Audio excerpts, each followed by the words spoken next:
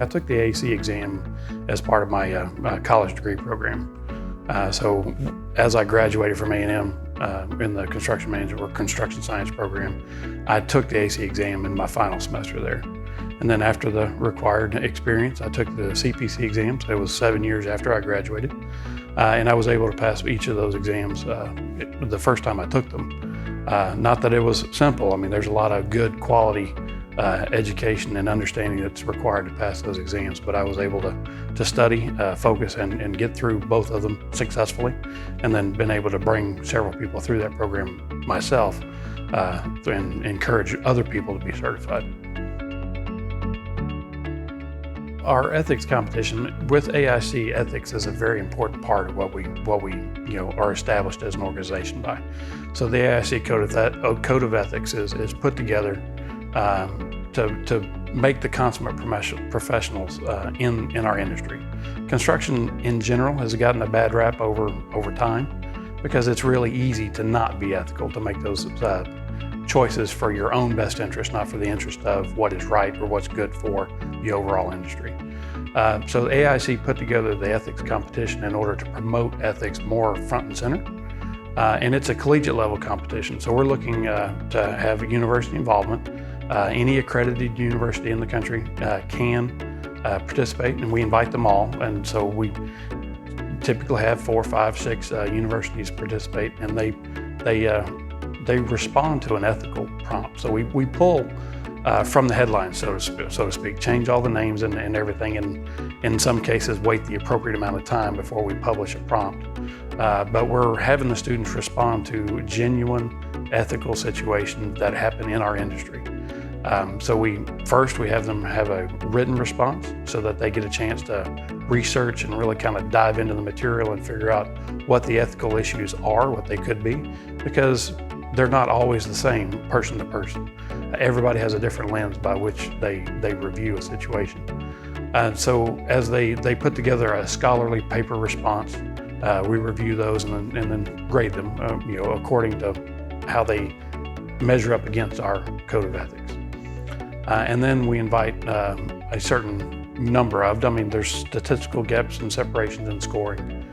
And we may invite everybody, we may invite 3, we may invite 4. It just depends on where there's gaps in the scoring, who performed well in the written portion, and ask them to present oral arguments or to make an oral presentation on the same ethical prompt. So it gives all of our participants a chance to show off their own level of professionalism. So it's one thing to be scholarly and intelligent in a paper. It's another to be scholarly and intelligent in person. But to reach a wider audience, we've made this a virtual competition. So, that's one of the benefits coming out of COVID, was everybody's use of more virtual meeting platforms. And so we can have more participation from a wider range of individuals and teams using a virtual presentation setup. It also allows us to schedule our judges. So rather than have 2 or 3 people who are near a particular location, we can have 10 or 12 people all over the country all reviewing and have a better kind of a cross-section of judges, so that we get all different opinions. Like I said, ethics is not the same person to person, so it gives us a very good cross-section, a very good grading of those presentations.